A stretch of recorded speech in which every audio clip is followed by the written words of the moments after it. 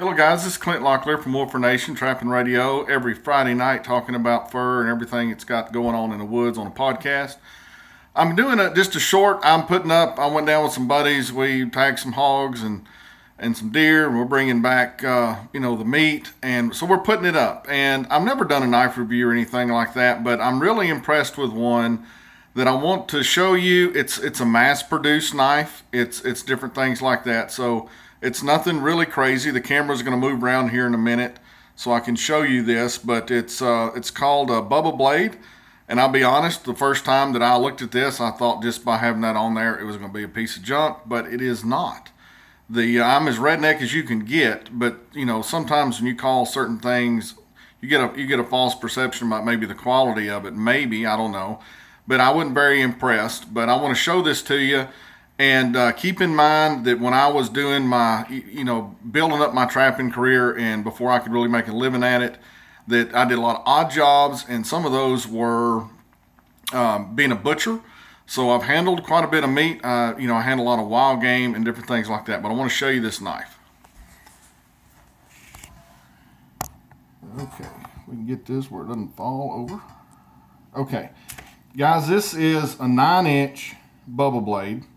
It's got HC stainless steel. I'm not even going to pretend that I know what that is. But one thing I want you to watch on this knife, and the reason I got this knife is I broke off one of my Russells in the head of about a 7-8 foot shark on the beach, and then I had to get something else, and I went down to Cabela's. No, it's Bass Pro down in Destin, and I'm looking at these knives, and this guy just comes up, didn't work there. He said, "Man, that's the best big fish fillet knife I've ever had." And this is what it is. It looks like a miniature sword. It's 9 inches on the blade part. It's got a real comfortable handle. There's no doubt about that. You even have places that you can move your hands around. Nice. It doesn't slip off even when you get a little blood on there. It's got a nice guard. So after I asked him if he used it, he said yeah, and he said it's been his favorite. And they're not cheap. If I remember right, it was like $59. $79 or something like that when I was buying it. No intention of doing a review, but the reason I like this knife so much is if you'll see the blade, it is like a fillet knife. It'll bend.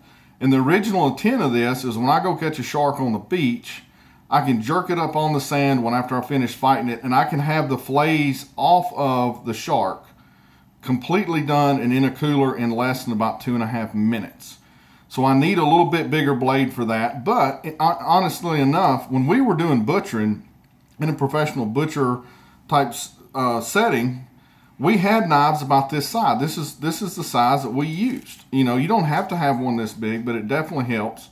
So, I just want to show you a little bit about this. And it's just called a Bubba blade. Now, I've got the silver skin. This is deer tenderloin. You can see the difference. It's got the silver skin right here. And what you want when you get a knife is you can shave.